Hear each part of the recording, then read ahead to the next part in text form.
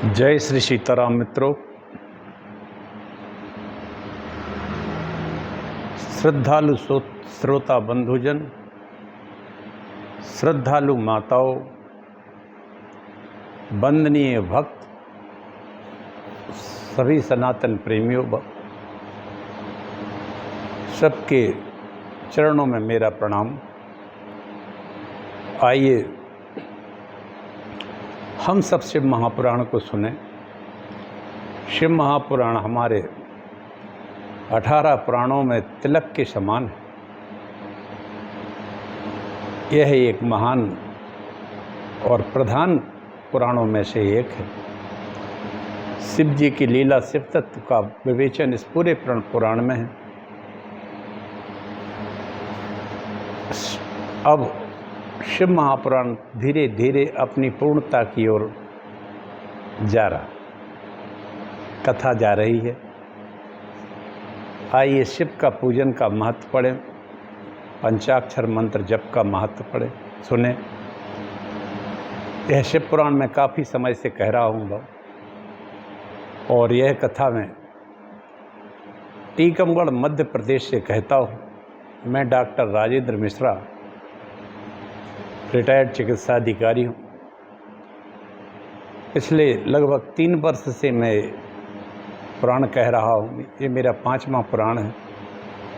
बस कुछ ही दिन में ये अपना पूर्णता की ओर शिव जी का महापुराण हो जाएगा। इसके बाद अगला पुराण हम कहेंगे। आइए एक छोटा सा मंगलाचरण करते हैं और मंगलाचरण करने के बाद हम कथा प्रारंभ करते हैं, या ये कहें कि वाचन करते हैं। नमोस्तु रामाय सा लक्ष्मणाय देवी च तस्यै जनकात्मजाय। नमोस्तु रुद्रेन्द्र अमान्यलेभ्यो, नमोस्तु चंद्राग्नि मरुद्गणेभ्या। जीते जी है जग से नाता, इसके बाद न कोई निभाता। अंत समय में आता काम, श्री राम जय राम जय जय राम। श्री राम जय राम जय जय राम। श्री राम जय राम जय जय राम। ओम सच्चिदानंद रूपाय विश्वोत्पत्त्यादि हेतवे तापत्रय विनाशाय श्री कृष्णाय वयं नुमः। श्री कृष्णाय वयं नुमः। श्री कृष्णाय वयं नुमः। अखंडमंडलाकारं व्याप्तं येन चराचरं तत्पदं दर्शितमेन तस्मै श्री गुरुवे नमः। वक्रतुंड महाकाय सूर्यकोटि समप्रभा निर्विघ्नं कुरु मे देव सर्वकार्येषु सर्वदा। भवानी शंकरौ श्रद्धा विश्वासरूपिण्यौ, भवानी शंकरौ वंदे श्रद्धा विश्वासरूपिण्यौ। याभ्यां व्यानान् पश्यन्ति सिद्धा स्वान्तास्थमीश्वरं। नमो देव्यै महादेव्यै शिवायै सत्तं नमः। नमः प्रकृत्यै भद्रायै नीताप्रणतः स्मतां नारायणं नमस्कृत्य नरं चैव नरोत्तमं। देवीं सरस्वतीं व्यासं ततो जयमुदीरयेत्। तुलसीदास के पदकमल बारंबार मनाए, गुण गावों श्री राम के हनुमत होई सहाय। प्रभु समरथ सर्वज्ञ शिव सकल कला गुण धाम। जोग ज्ञान वैराग्य निधि प्रणत कल्प तरुणाम। विश्वनाथ मम नाथ पुरारी, त्रिभुवन महिमा विदित तुम्हारी। चर अरु अचर नार नर देवा, सकल करई पद पंकज सेवा। मित्रों, इस संसार सागर के पार होने के लिए, पाप के महासागर को पार करने के लिए भगवान शिव की भक्ति ही एक नौका है। हम करोड़ों करोड़ों जन्मों से जन्म लेते हुए एक के बाद अनेकों बार न जाने कितनी योनियों में जन्म ले चुके हैं। आगे का तो भगवान जाने।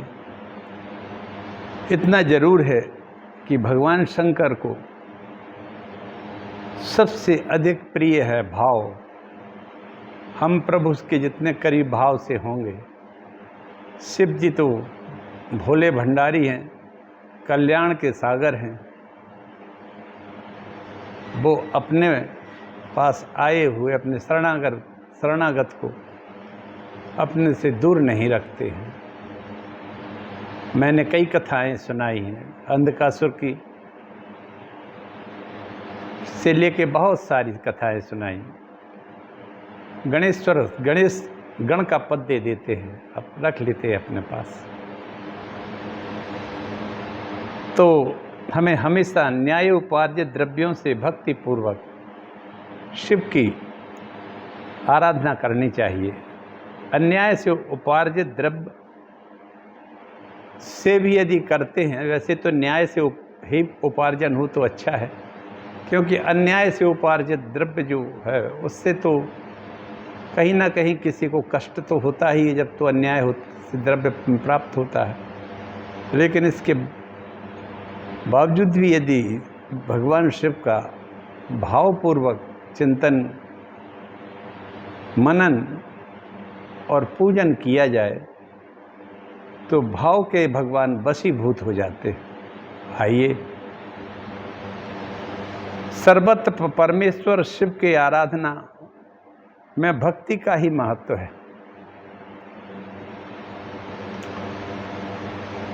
यह गुह से भी गुह बात है, इसमें संदेह नहीं।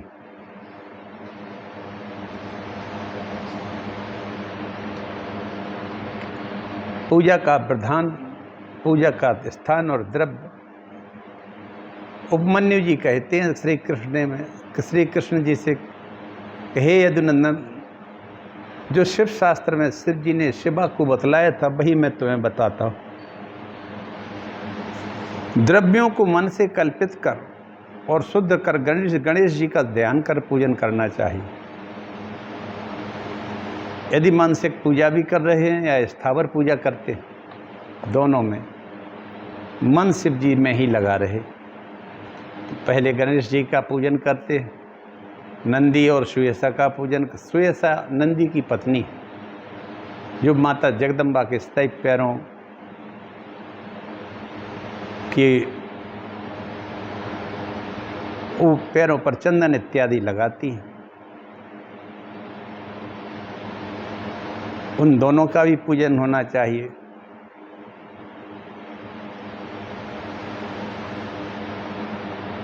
इसके बाद प्रफुल्लोत्पलपत्राभां विस्तीर्णयत्लोचनां पूर्णचंद्राभवदनां नीलकुंचित मूर्धजां। फूले कमल पत्र के समान नेत्र, पूर्ण चंद्रमा की कांति के समान मुख वाले, सुंदर केस वाले, नील कमल दल के समान शिखर पर आधा चंद्रमा धारण किए, चकोर घने ऊंचे स्निग्ध पुष्ट स्तन वाली, मध्य भाग सूक्ष्म पुष्प नितंब सुंदर वस्त्र, आभूषणों से सुंदर मस्तक पर तिलक, फूलों से गुथे केस, दाहिने हाथ में खिले कमल को धारण किए, जीवों के कर्म बंधन काटने वाली, सच्चिदानंद स्वरूप वाली देवी और देव का सुंदर आसन में ध्यान करे। वाह! फूलों से पूजा करे अथवा श्रेष्ठ मूर्ति कल्पित करे, क्या बात है। शिव और शिवा का ध्यान कमल के पुष्प पर करे। इतना सुंदर होना चाहिए शिव जी और शिवा का स्वरूप। वह माहेश्वरी मूर्ति की कल्पना कर शरीर में मंत्र न्यास आदि करके मूर्तिमान शिव जो सत असत से परे हैं, बाह्य कर्म से ध्यान करे के पूजा कर, नाभि में समिधा घृत आदि से होम करने की भावना करे, भौह के बीच में शुद्ध दीप शिखा के समान शिव का ध्यान करे। वाह! जहाँ हम ये तिलक लगाते हैं, ये लगा हुआ है, ये दीप शिखा की तरह प्रज्वलित शिव जी का यहाँ ध्यान होना चाहिए। इस प्रकार अपने शरीर में स्वतंत्रता पूर्वक योग ध्यान आदि से अग्निकारी समाप्त होने तक सब विधि शरीर में करता रहे, तब सब आराधना का क्रम समाप्त कर लिंग स्थंडिल अथवा अग्नि में देवी की पूजा करे। पूजा का स्थान और द्रव्य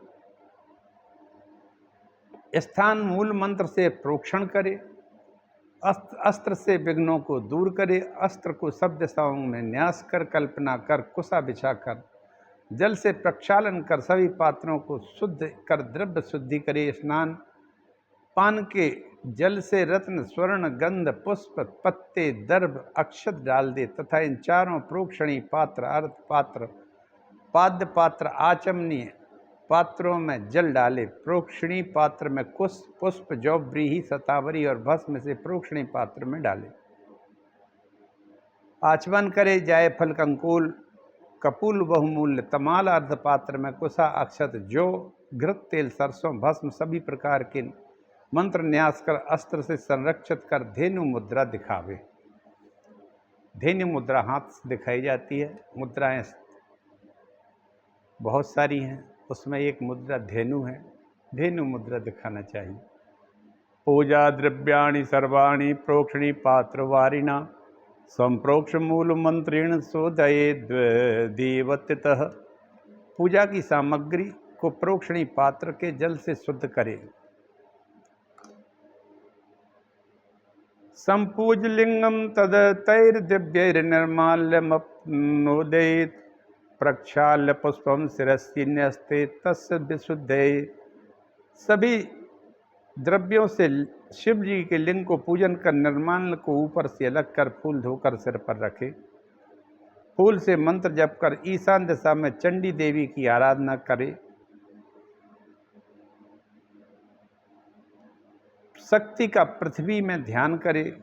उसके आगे उत्कंठ अनंत को श्वेत रंग 5 कण से युक्त उनके ऊपर मद्रासन लगे लिंगाकार 4 पदों से युक्त धर्म ज्ञान वैराग्य ऐश्वर्य पद हैं।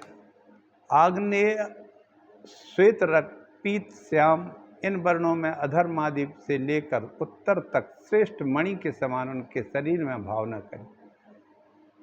अष्टपत्राणि तस्याहुरणिमादिगुणाष्टकं केसराणि च वामाद्या रुद्रा वामादि शक्तिभिः। पाद्यम आचमनम चार्ध्यम गंधम पुष्पम ततः परम धूपम दीपम च तांबूलम दत्त्वाथ स्नापयेतैः शिवौ। स्थान चित्त वृत्ति का निरोध निरीक्षण कर पाद्य आचमन अर्ध इसके उपरांत गंध पुष्प अर्चन दीप तांबूल का अर्चन करे। आसन मूर्ति की कल्पना करके मूल मंत्र ब्रह्म मंत्र से वेद से संकल्पित कर शिव को देवी के सहित आवाहन करे। आहा वाह! माता जगदम्बा के सहित शिव जी का आवाहन करना चाहिए। पंचगव्य घृतक्षीर दधि मध्वादि पूर्व कई मूलई फलानाम सारस्तिल सरसप सक्तुभि। पंचगव्य घी दही दूध मधु फल और फलों के सार तिल सरसों के सत्तू करियवादि और उड़द आदि के चूर्ण करके प्रथम आवाहन कर गर्म जल से स्नान कराकर सुगंधित आंवले हरिद्रा को यथाक्रम से देकर जल से वीरलिंग की मूर्ति को स्नान कराकर, वीरलिंग मान शिवलिंग, वीर मतलब मूर्ति को कहते हैं। फिर रुद्र मंत्र लिंग सूत्र आदि सूक्त अथर्व वेद आदि मंत्रों से भगवान शिव का अर्चन करना चाहिए। अथर्व शीर्ष ऋग्वेद में आता है, दुर्गा सप्तशती में ये है। 5 थर्व शीर्ष है।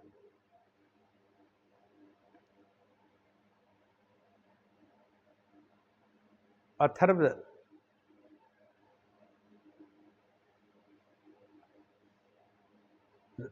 ऋग्वेद से आता है। इसको अथर्व शीर्ष से पूजन करने पर 5 शीर्षों के फल का प्राप्ति हो जाती है।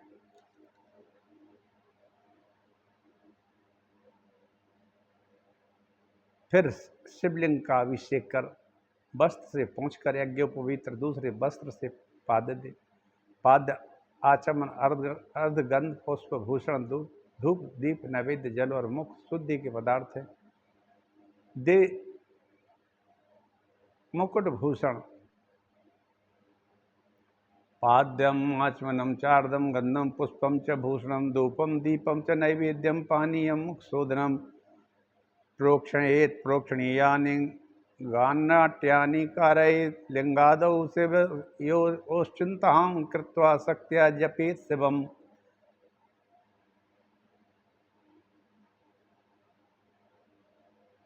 प्रदक्षिणा, नमस्कार, प्रणाम, विनयपूर्वक आत्मसमर्पण करें। निरंतर लिंग में शिव का ध्यान कर जप करता रहे। जब तक शरीर रहे शिव के पूजन में लगा रहे। हो सके तो भोजन से पहले शिवार्चन कर लेना चाहिए। उपमन्यु कहने लगे, दीपदान के अनंतर आवरण पूजा करे, फिर ईशान देव से सद्यो जात तक हृदय आदि का न्यास करना चाहिए। योगे ध्याने जपे हो में बाहे आभ्यंतरे अपिवा हविष्य षड्विधम देयम शुद्धम उदगन्नामेव च। योग, ध्यान, जप, होम, बाह्य, अभ्यंतर भेद से 6 प्रकार की हवि शुद्ध अन्न देना चाहिए। पायस, दही मिले, गुड़ और मधु से युक्त व्यंजन, अपूप फल और लाल चंदन फूल, शीतल पानी,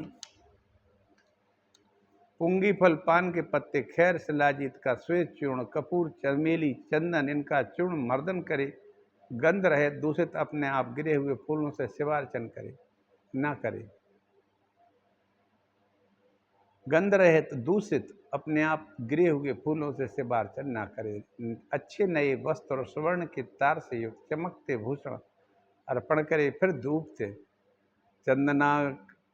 चंदन अगर कर्पूर काष्ठ गुग्गुल चूर्ण कही गर्तेन मथुना चैव सिद्धो धूपा प्रशस्यते। चंदन अगर कपूर कूट गूगल का चूर्ण मधु और घी की बनाई हुई धूप श्रेष्ठ होती है। अथवा गौघृत कपूर युक्त दीपक जलाने से शोभा होती है। कपिला गौ का पंचगव्य मीठा दूध, दही और घी शिव के स्नान पर पान में श्रेष्ठ है।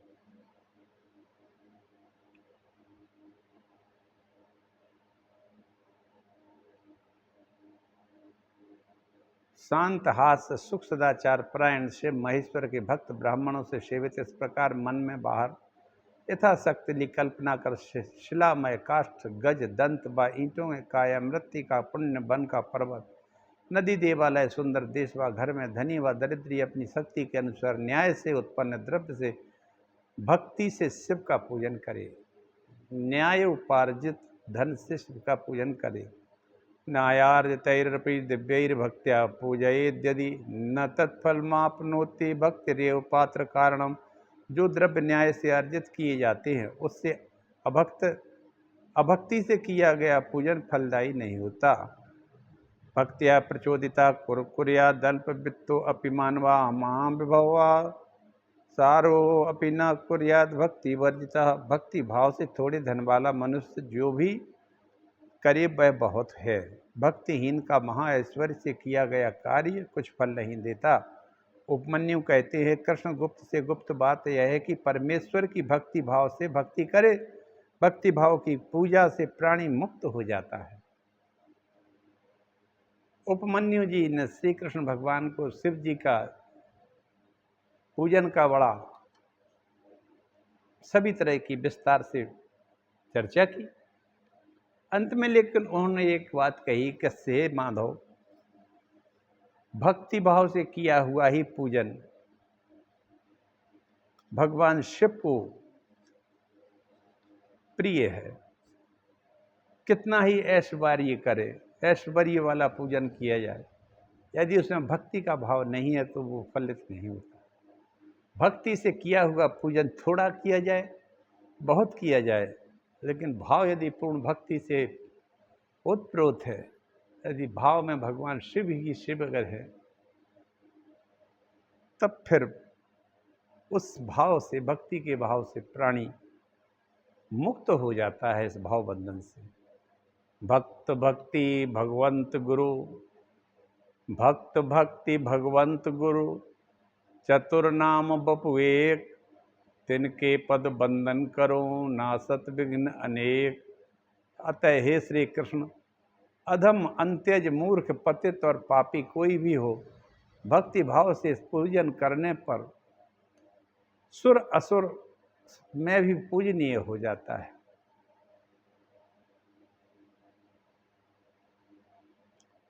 भक्ति के भरे रस में, भक्ति के भरे रस में हनुमान नजर आए। जब चीर दिया सीना तो सिया राम नजर आए। द्रौपदी की साड़ी को दुशासन खींच रहा, साड़ी के धागों में घनश्याम नजर आए। नरसी की गरीबी में रामा जब ताड़ रही, रामा का भात भरते सांवरिया नजर आए। राणा ने मारने को जब विषधर भेजा था, देखा जब मीरा ने उसमें गिरधर नजर आए। उपमन्यु कहते हैं शिव का पूजन भक्त भजन करने वाला, पतित मद्यपान करने वाला, माता पिता को कष्ट देने वाला, गर्भ खंडित करने वाला महापापी भी पापों से छूट जाता है और मुक्त हो जाता है। कृत्वापि सुमहत् पापम भक्त्या पंचाक्षरेण तो पूजयेद् यदि देवेशम तस्मात् पापात् प्रमुच्यते। जो कोई बड़ा पापी भी हो वह भी भक्ति के पंचाक्षर का जाप करे और देवेश भगवान शिव का पूजन करे तो सभी पापों से मुक्त हो जाता है। भक्ति भाव से युक्त होकर जो पंचाक्षर से एक बार भी पूजन करता है, ओम नमः शिवाय, ओम नमः शिवाय, वह शिव पंत्र की पूजा के प्रभाव से शिव के स्थान को चला जाता है। इस कारण तप यज्ञ आदि सर्वस्व दक्षिणा शिव मूर्ति के अर्चन के करोड़ अंश के समान भी नहीं है। बंधन में बंधे हुए जीव पंचाक्षर के जाप से बंधन मुक्त हो जाते हैं। अतः बद्ध व मुक्त सभी को शिव के पंचाक्षर से पूजन करना चाहिए। कहने का अर्थ है कि नमः शिवाय का जप करना चाहिए और पूजन करता रहे। नित्य षडाक्षर व पंचाक्षर मंत्र करके सद्युजातादि मंत्र से सहज भक्ति से नित्य वेद मंत्र पढ़कर शिव का भक्त क्रोध को जीते, चाहे गुरु युक्त हो व गुरुहीन हो। जो गुरु युक्त है वही श्रेष्ठ है, वही मुक्त हो जाता है। इसलिए गुरु से प्राप्त मंत्र और सूक्त से एक समय या तीनों समय शिव का पूजन करें। या चिरम संसरत्यस्मिन् संसारे दुख सागरे दुर्लभम प्राप्य मानुष्यम मूढ़ो नार्चयते शिवम। उपमन्यु कहते हैं, हे यदुनंदन, जो दुर्लभ मानव जीवन पाकर शिव का पूजन नहीं करता। उपमन्यु जी कहते हैं, हे यदुनंदन, हे केशव, हे माधव, जो दुर्लभ मानव जीवन पाकर के शिव का पूजन नहीं करता, वह बहुत समय तक इस संसार में भ्रमण करता ही रहेगा। पुनरपि जननम पुनरपि मरणम पुनरपि जननी जठरे शयनम। बार बार आएंगे, बार बार जाएंगे और हर जन्म में जिस भी योनि में हमें जन्म भगवान देंगे, कर्मों के अनुसार एक माता पिता के गर्भ में हमें पुनः आना पड़ेगा। पुनरपि जननम, बस जन्म लिया। जन्म लेने के बाद उसकी आयु एक निश्चित होती है। जिस भी योनि में जन्म ले, चाहे मानव में लें या पशु योनि में लें, सभी का एक समय रहता है और उसके बाद पुनः इसी घटे के यंत्र की तरह चलता रहता है। जब तक भगवान शिव के शरण में नहीं जाते, जब तक मुक्त नहीं हो सकते जीवन में।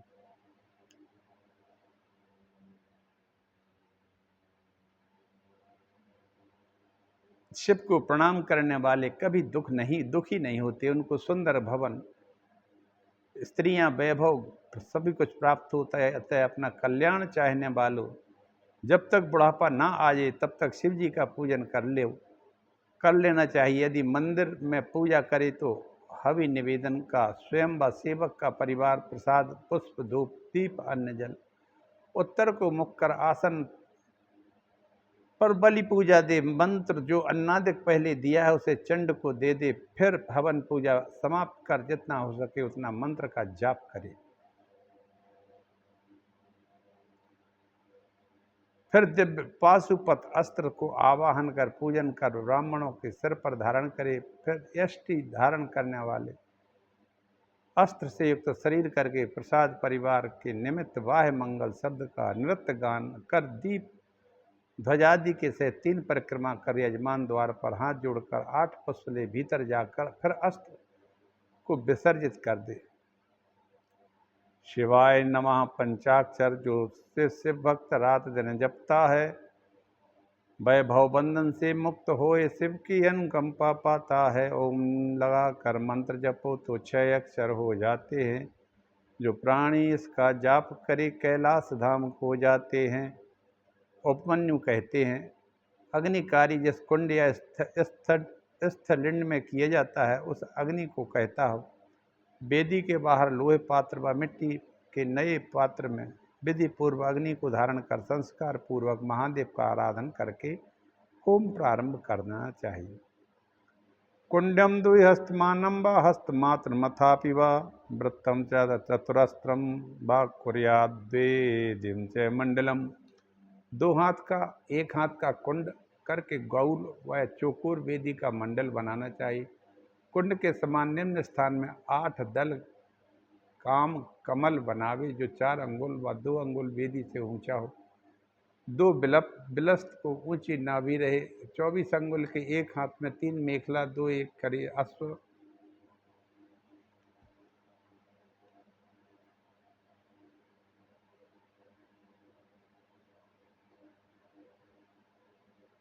कुंड और मृत्तिका को वेदी को गोबर से लीप कर धोकर पात्र को जल से धोकर अग्नि तपाकर उसे प्रोक्षण कर कुश और पुष्पों से अग्नि आसन कल्पित करना चाहिए। अग्नि संस्कार की सिद्धि के निमित्त 8 बीजाक्षर मंत्रों से ओम ब्रुम अस्तुम ब्रुम श्रुम पुम डुम द्रुम हवन करे। यह 8वां है। बीजानी सप्त सप्ता नाम जिह्वा नामनुपूर्व सह त्रिशिखा मध्यमा जिह्वा बहुरूप समाह्या। इस 7 बीज अग्नि की 7 जिह्वाओं की निमित्त एक एक त्रिशिखा 3 शिखा वाली मध्यमा जिह्वा बहुरूप नाम वाली और उसकी एक शिखा दक्षिण को उत्तर को प्रज्वलित करके ईशान में हिरण्य नाम वाली पूर्व में की कनक जिह्वा कहलाती है। आग्नेय दिशा की रक्त, नैऋत्य की कृष्ण, दूसरी दिशा की सुप्रभा, वायव्य की मरु जिह्वा, बीच के 2 अनंतर स्वाहा शब्द लगाना चाहिए। एक जिह्वा में मंत्रों से स्तुति कर क्रम से हवन करे। ओम भ्रूम ओम त्रिशिखाय स्वाहा इत्यादि रंबान्य ज्वाहा कहकर मध्य में आहुति दे। घी व समिधा करके परिसेचन करे। ऐसा करने से शिवाग्नि हो जाती होती। शिव के आसन का स्मरण करे। वहाँ आवाहन कर अर्धनारीश्वर शिव का यजन करना चाहिए। समिधाएं यज्ञीय वृक्ष पीपल की 12 अंगुल की होनी चाहिए। टेढ़ी स्वयं सूखी ना हो अथवा गीली, त्वचा रहित, व्रण रहित, सुखाई गई होनी चाहिए। पीपल वृक्ष की समिधा बताई जा गई है। 10 अंगुल की कनु की अंगुली जैसी मोटी हो। ऐसा ना हो कि एक बिलस्त भर लंबी समिधा से हवन करे। दूर्वा पत्र समाकारम चतुर्लंग मायताम दद्या दाज्य हुतिम पश्चात दन्न मक्ष प्रमाणता।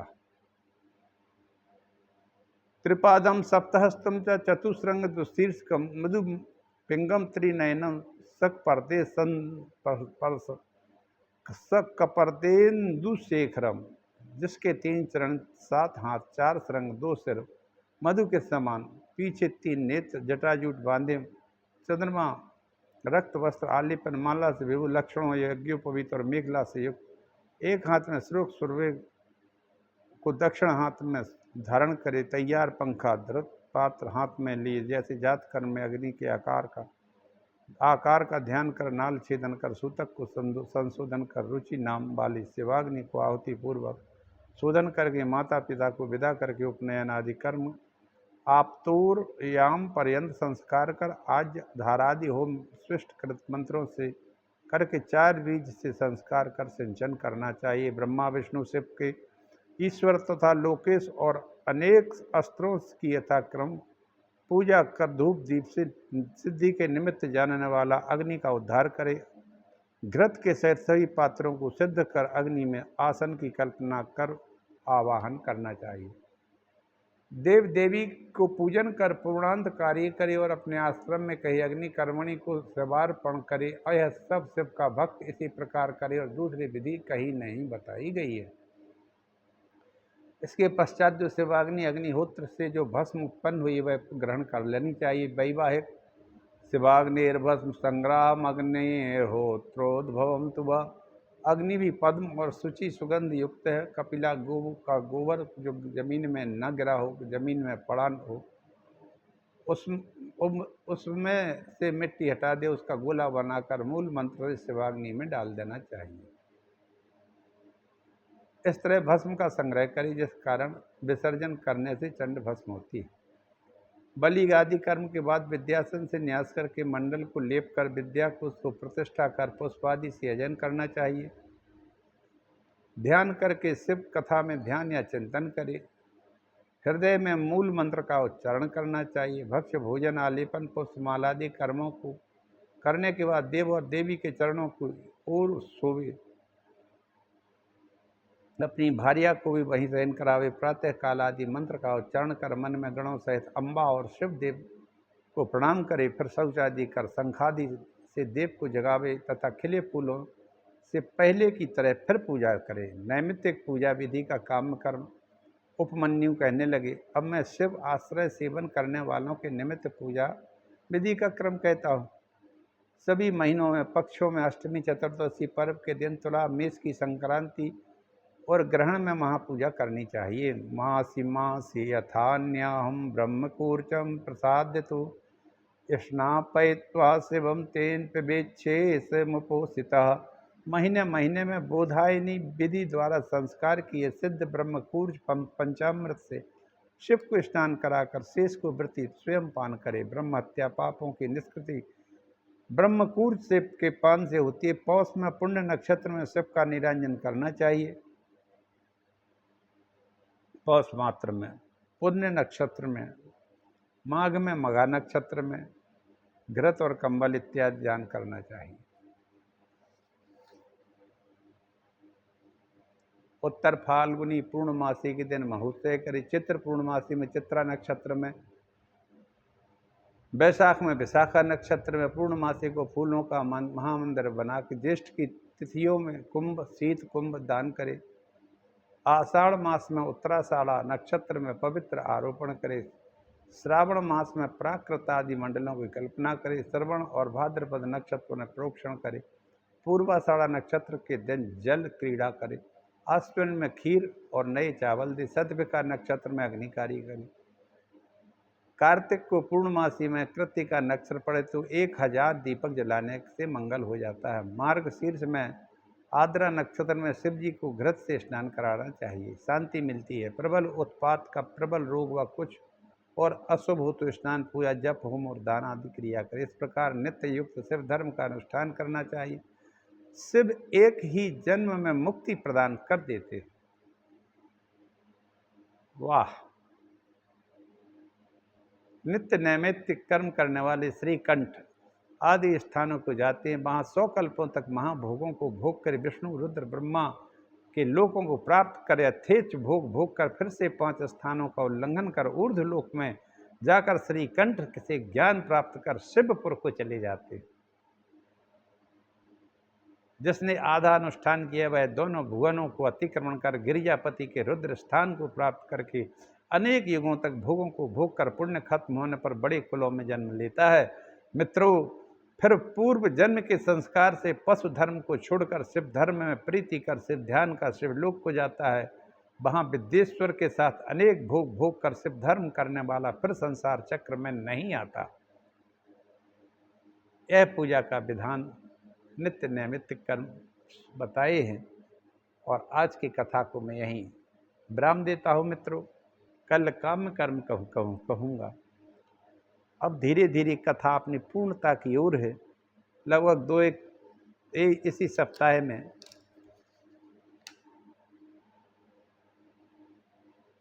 ये संपूर्ण संपन्न हो जाएगा।